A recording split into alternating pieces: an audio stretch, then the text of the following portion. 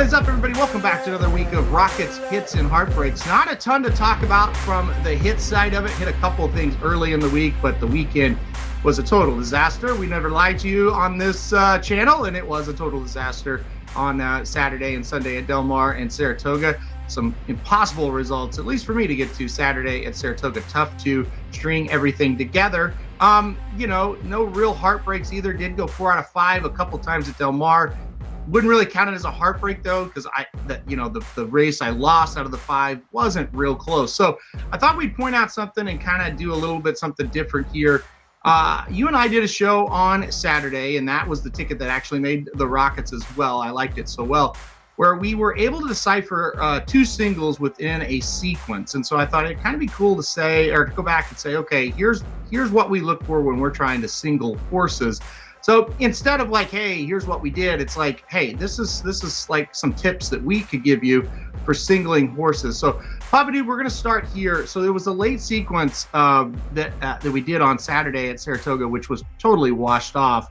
But our 2 big decisions were to single Elite Power and Forte. Let's start with Elite Power. What were some of the things you looked at and said, okay, I think Elite Power is a single in this spot?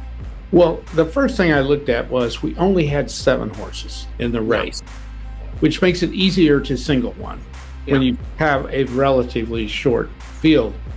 And it didn't take me but about 30 seconds to realize there were only 2 horses I felt like that could win the race. Mm-hmm. It was that obvious to me. Now, I would have been totally shocked if one of these 2, Elite Power or Gunite, which ran first and second, I would have been shocked if one of them did not win. It would have just been shocking to me because reading the form and everything, they were clearly the elite part of it. Elite Power had won 7 in a row at several levels and hadn't had much of an issue winning. He had beaten Gunite head-to-head once, which doesn't necessarily mean anything, but still he had the history. And when Gunite runs in grade 1s, he doesn't run that well. He's never run real well in a grade 1. He hadn't run awful, but he hadn't run real well. I just felt like that separated Elite Power enough from Gunite in a short field to single him. And it was nip and tuck for sure because Gunite ran the race. He ran great, and it was a great win for Elite Power. So we were right on this one. That's the way I looked at it anyway. Yeah, no, absolutely. I think that's kind of the thing that out of the 2 singles that we did in the sequence, I thought this was the easiest one of the 2. Now, as it turns out, my goodness, what a race Elite Power had to run to win. But that's kind of one thing I look at. If it's a race where you do have another solid competitor in the race like Gunite, you do have to think, okay, am I totally confident Elite Power is going to show up and run huge? Because if he doesn't, he's going to lose, right? Yeah. And with him in this situation, the consistency. That's one of the big things I look for when I'm going to single a horse, no matter who they're facing. Obviously, a horse you're singling is one you like, one you think's going to win, obviously. Mm-hmm. But then you look at it and go, there's a lot of horses you think are going to win, and then you kind of look at their past performances and you go, well, right here he didn't show up, and right here he got burned out on the pace and this or that. Where with Elite Power, you looked at that resume and it's just like, I don't see a race, where it's like, well, I'm really disappointed in him there. You know what I mean? Oh. So it was that consistency in that knowing that, look, he's run down horses that were supposed to be kind of ahead of him, loose on the lead types in the past. It hasn't bothered him. So that was with me here. It's just that confidence and that consistency that, and like you said, sure, you have to think he's better than Gunite if you're going to single him over Gunite. That's obvious. But the other thing is, it's like, okay, what if everything goes Gunite's way? Will Elite Power still have a fighting chance? Can he still do it? And the answer was yes, anytime I started to ask these questions. So, as it turns out, let's talk about this race because, I mean, you had 2 short fields in these big stakes races Saturday at Saratoga. And on the surface, that's always a little disappointing. It couldn't have gotten any better than these 2. Let's specifically talk about this one. What were your thoughts on the stretch run of this one? Well, I was watching this, and it was obvious watching on TV. He was looking in the stands. Yeah. his head was clearly turned, looking into the stands. And it's kind of odd for a horse that's won and ran as much as it has, or he has. And then all of a sudden, he turned his head, and when he did, he saw Gunite was ahead of him, and man, he cut it loose. So I don't really know why he was looking at the stands. I don't know what was going on. I mean, it's a horse, so you don't know. But it was so funny when he turned and he saw that he was behind, and man, he turned it on and caught him in the end. I think he would have won fairly easy if he had been focused a little bit better. So that's something I would like to ask the trainers. Does he do that? Right. So that's what I noticed about it. Well, I was with Ricky all weekend, and he was singled to Gunite here. And again, if you singled Gunite, I can't really sit here and say that was a bad single or really argue it. And that's what I told him. I said, I can't agree with you because I'm singled to the other one. But if you're singling Gunite, I get it. I mean, he's going to have a pace advantage. The slop, I think, was going to help him. I think he ran very well in it. And yeah, it's like we were watching it from each perspective, and Ricky's, when they turned for home, it's like, he's gone. And I was like, I don't know. Elite Power's made a huge move on the turn.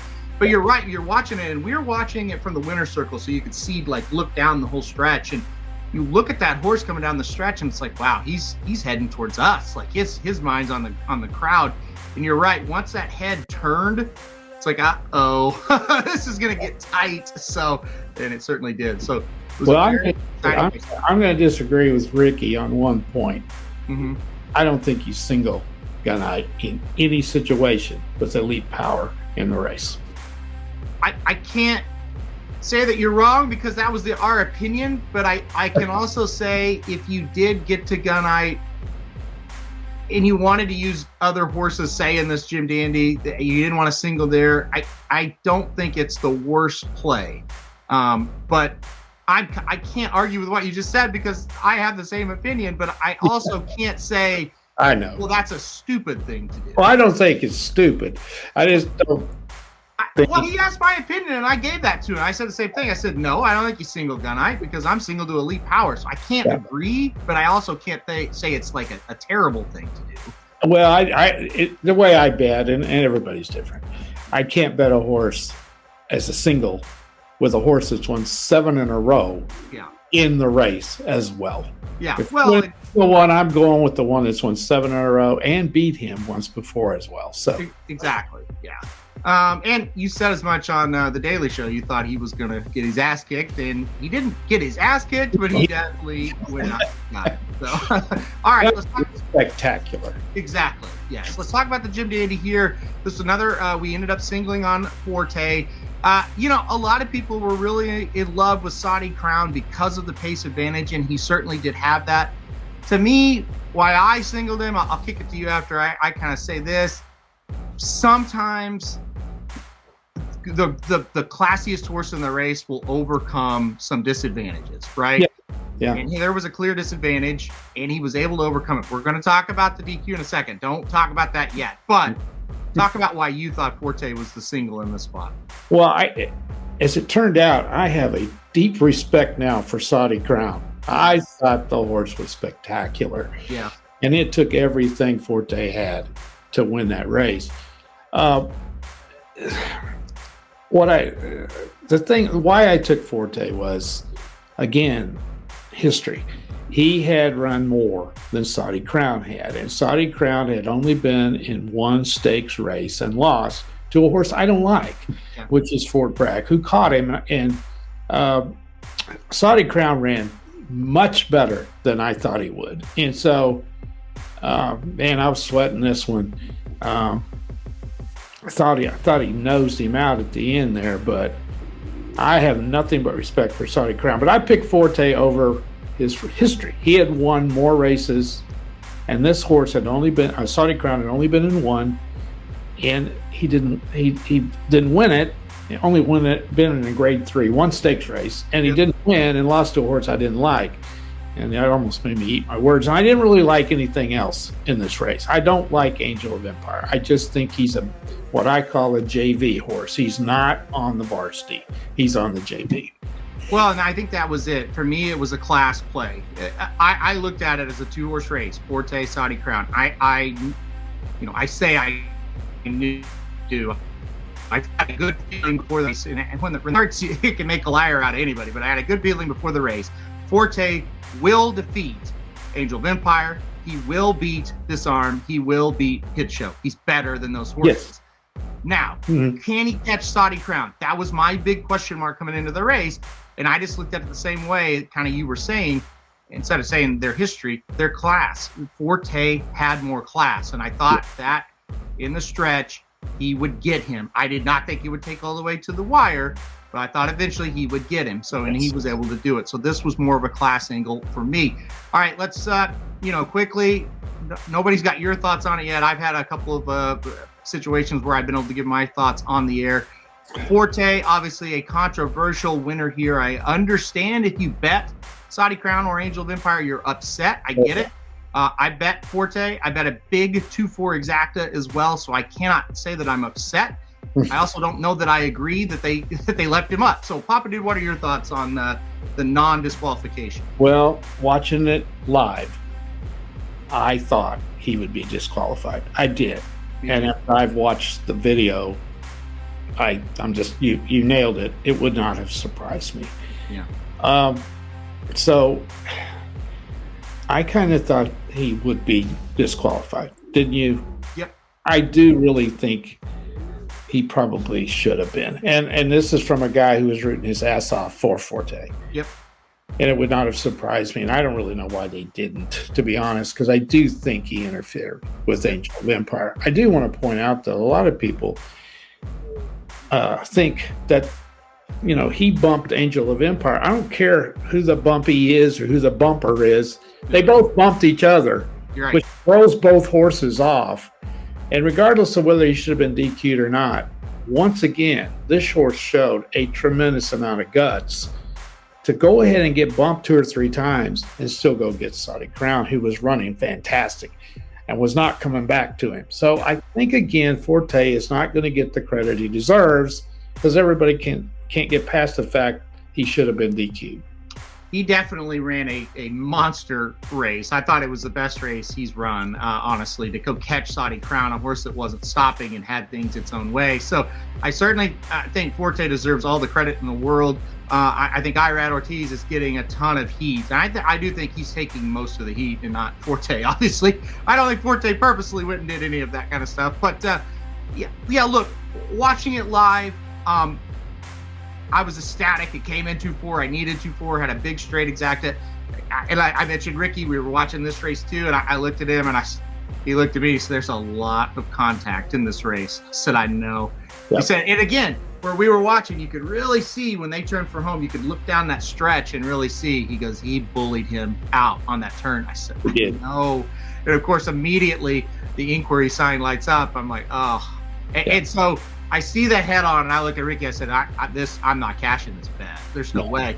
And the big thing that not a lot of people are talking about, and the more you watch it, the more you think, okay, the Angel of Empire stuff, everybody saw it. It certainly seemed to me like, yes, I know Saudi Crown came out as well, but it certainly seemed like Forte kind of started it, and then Saudi Crown kind of kept it going.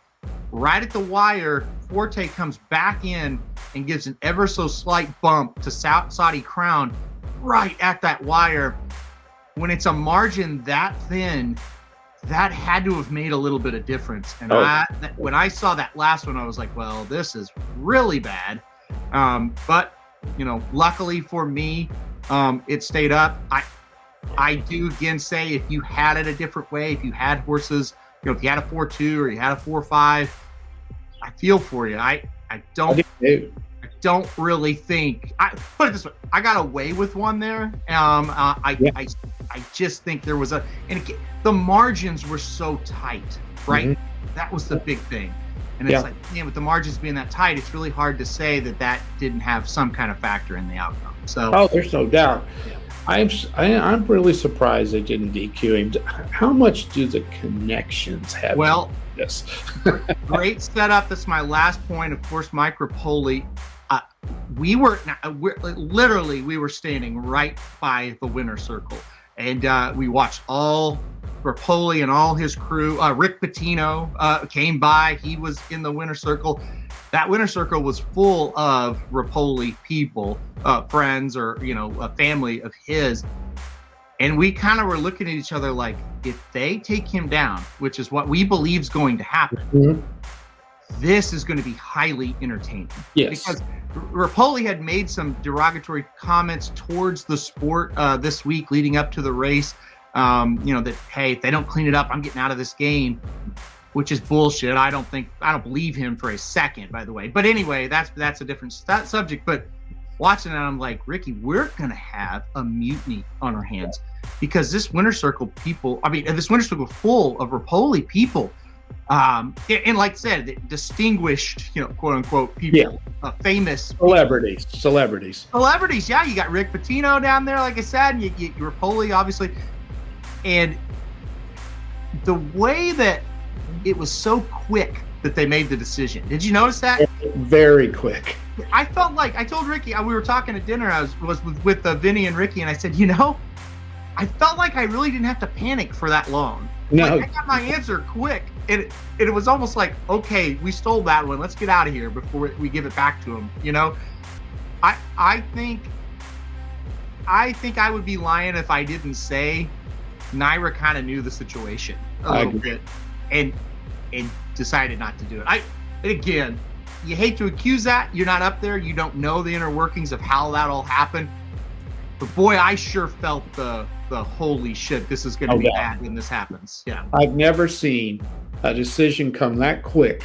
With so much in question. Yeah, on that much bumping. Right. Yeah. And it wasn't 2 minutes till it was decided. And I've never seen one that fast. Yes. So I went back and watched the replays thinking, did I just see too much? Was there too much I was seeing in this? Because a lot of times with the naked eye, when it's live, you don't see as much until you look at the head-ons and all of that. But in this one, it was obvious they were bumping each other all the way down the back of the home stretch there. But anyway, you got lucky, and you're on the good side. You've been on the bad side before as well. Sure. Yeah, and I was talking to some friends again, and they're like, when this happens, it's going to come back to you. Like you're going to miss one. You're going to feel like you get screwed one day here absolutely. soon.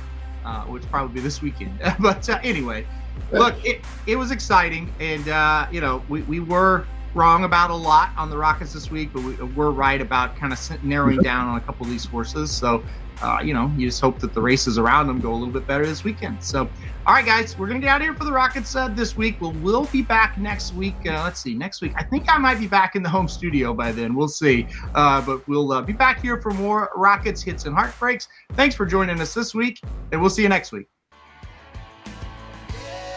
RacingNews.com is your home for the best free picks for every race, every track. Summer's here. Our picks are heating up. We want you to join us in the fun. Subscribe to the Racing Dudes YouTube channel right now. Click the notification bell. You don't want to miss a single one of our awesome videos. Want to make money betting horses? Bet with the Racing Dudes.